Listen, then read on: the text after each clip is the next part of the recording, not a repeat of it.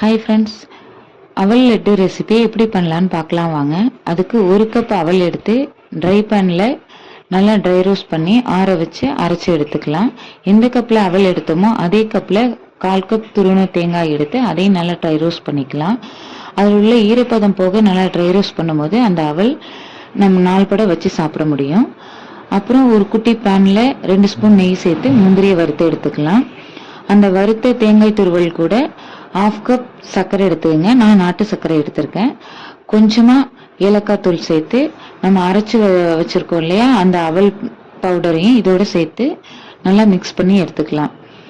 இது கூட நம்ம நெய் அப்புறம் அந்த வறுத்த முந்திரி எல்லாத்தையும் சேர்த்து நல்லா மிக்ஸ் பண்ணி உருண்டை பிடிக்க ஆரம்பிச்சிடலாம். இதை நல்லா மிக்ஸ் பண்ணி கொஞ்சம் கொஞ்சமாக நெய் சேர்த்து உருண்டை பிடிக்கும் போது நல்ல லட்டு பதத்துக்கு வந்துடும். இந்த அவல் லட்டு ஈஸியாக செஞ்சிடலாம். இது ரொம்ப டைம் ஆகாது, சட்டுன்னு செய்கிற ரெசிபி கூட. பசங்களுக்கும் ரொம்ப பிடிக்கும்.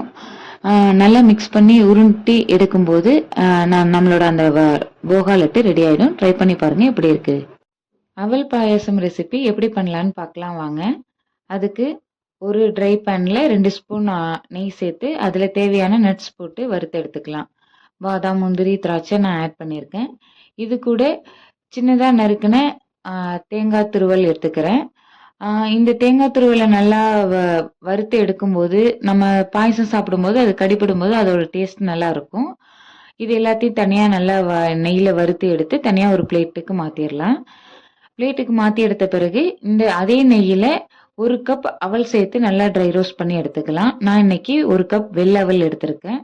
வெள்ளை அவல் சேர்த்து நல்லா ட்ரை ரோஸ்ட் பண்ணுறேன்.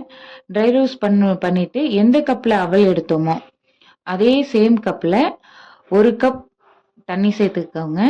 அதே சேம் கப்பில் 2 கப் பால் சேர்த்துக்கோங்க. பால் சேர்த்து நல்லா கொதிக்க விடுங்க. ஓவராக குக் ஆகிடக்கூடாது. ஓவராக குக் ஆகிட்டாக்க அந்த பாயசத்தோட டேஸ்ட் மாறிடும். நல்லா கொதிக்க விடுங்க. எந்த கன்சிஸ்டன்சியில் உங்களுக்கு தேவையோ அந்த கன்சிஸ்டன்சியில் நீங்கள் சுகர் ஆட் பண்ணிக்கலாம். எனக்கு இந்த கன்சிஸ்டன்சி ஓகே. இந்த டைமில் நான் சுகர் ஆட் பண்ணுறேன். 1/2 கப் நான் நாட்டு சக்கரை ஆட் பண்ணுறேன். நான் சுகர் ஆட் பண்ண உடனே நான் ஸ்டவ் ஆஃப் பண்ணிடுறேன். ஸ்டவ் ஆஃப் பண்ணலைன்னா பால் திரிஞ்சிரும். அதுக்காக தான் சொல்கிறது. ஸ்டவ் ஆஃப் பண்ணிவிட்டு நல்லா மிக்ஸ் பண்ணுங்க. மிக்ஸ் பண்ணிவிட்டு நம்ம வறுத்து வச்சுருக்கோம்ல அந்த நட்ஸை எல்லாம் ஆட் பண்ணிவிட்டு நல்லா மிக்ஸ் பண்ணாக்க நமக்கு நம்மளோட சுவையான அவல் பாயாசம் ரெடி ஆகிடும். நீங்களும் ட்ரை பண்ணிவிட்டு இந்த அவல் பாயாசம் எப்படி இருக்குது அப்படிங்கிறத எனக்கு கமெண்ட் பண்ணுங்கள்.